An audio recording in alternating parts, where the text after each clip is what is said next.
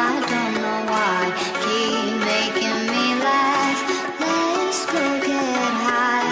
The road is long, we carry on. Try to have fun in the meantime. Come take a walk on the wild side. Let me kiss you hard in the pouring rain. You like your cousin insane. So choose your last words. This is the last time. 'Cause you and I, we were born. Na mahantra na mijaly tsy kivy tsy mitaraina mafy ny ady malama ny tany misampana ny lalana misy ambony misy ambany SD mitsaka tompon-daka mazaka vonona ny atsika vonona ny aritra vonona ny ady vonona ny tady vonona ny setsy tsika sitomany mpanjesy atsany atsany mpanjesy atsany atsany na mandalo ny fotoana na seja ny eto an-tany atsany amparany tany ho tafita atsany farany ho avy ny maraina hiposaka ny masoandro amira atsany kita na itsiko ny vitana anjesy amin'ny lalam-piainana fanamby no mitoetra toetsaina no mahery fiovana ny toetra ekena maro ny mpanenjika ho rerakizy sady ho sepitra ekena maro ny mpialina ho rerakizy sady ho renjika yao. Don't make me sad, don't make me cry. Sometimes love is not enough and the road gets tough. I don't know why. Keep making me laugh.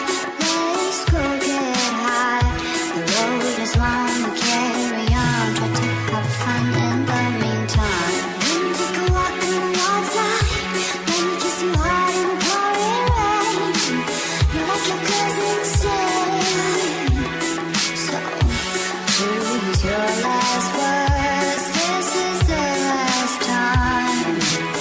'Cause you and I, we were born. Tsy kivy tsy mionjy manana finoana fanantenana ho mpandova ny lanitra ho mpandova maharitra ho mpanjesy amin'izay atao ny fanano ny toetsy ny fanano velona tonja marika amin'ny penina tsy tasitara volamena voatsoratra amin'ny tantara misy anjara ny hoany any ambanin'ny tany ny saina efa ambony misy lalana voatokana tsy fidiny raha mahantra tsy fidiny raha iatovaritra aleo izy hoany raha nanjatranao aleo izy hoany azatsona zamitalao atanjao ny saina fiainanao voasoratra ny apitso iova matoki aza manahy sahi mijoro ianao ny tompon-daka sahi manjavasaka na aza miala sakana aza matoky olona fa ny lalana misapana aza matoky olona fa ny lalana misapana yeah. Don't make me sad, don't make me cry. Sometimes love is not enough and the road gets tough. I don't know